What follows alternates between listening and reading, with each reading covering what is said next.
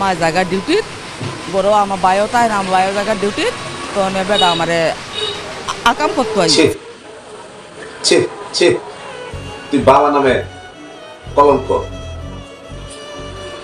তোর মতো কলঙ্ক পৃথিবীতে বেঁচে থাকা যেতে না থাকাই ভালো।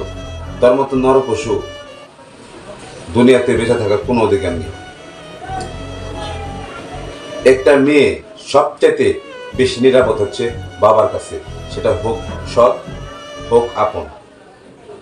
তুই তো বাপ নামে কলঙ্ক। একটা মেয়ে সবচেয়ে নিরাপদ হচ্ছে বাবার কাছে, বাবার কোলে ঝাঁপিয়ে পড়া, বাবা ছোট থেকে বড় কোলে মানুষ করা হচ্ছে বাপের দায়িত্ব। আর তুই কি কাজটা করলি? তুই কি কাজ করছিস? হোকটা তোর সৎ মেয়ে, তোর এত লোভ লালসা থাকা দরকার কেন? এত লোভ লালসা কেন?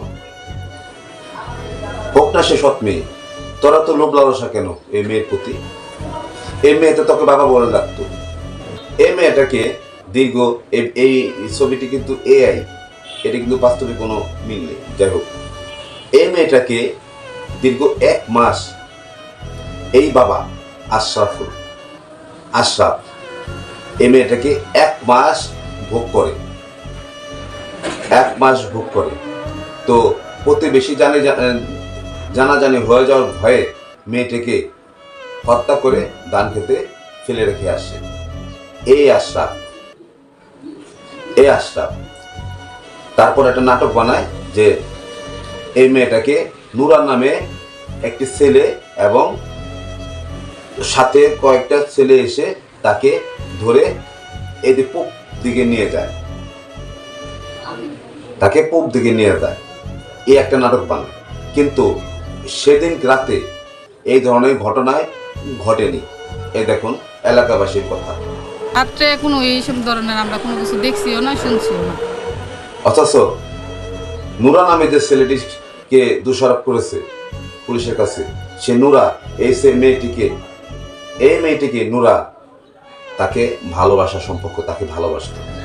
কিন্তু এই ছেলেটিকে ফাঁসিয়ে দেওয়ার জন্য এই নরপিশাচ বাবা কি একটা নাটক বানাইছে দেখো। তার সৎ বাবা আশরাফ জানান, আগের সামনে থেকেই তুলে নিয়েছে নুরা সহ 5-6 জন। এই সমস্ত নরপশু বাবাদেরকে ফাঁসির মঞ্চে সকলের সামনে ফাঁসি দিয়ে ঝুলে হত্যার বিচার করা বাংলাদেশের আইন প্রশাসনের কাছে দাবি জানাচ্ছি।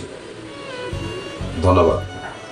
আর আপনাদের মধ্যে যারা এই ধরনের পশু মনের মধ্যে আছে, মেরে ফেলেন এই পশু। কারণ বাবা এমন একটা শব্দ যার কোনো তুলনাই হয় না।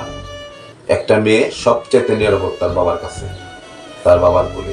এই যে এটা আমার মেয়ে। ধন্যবাদ।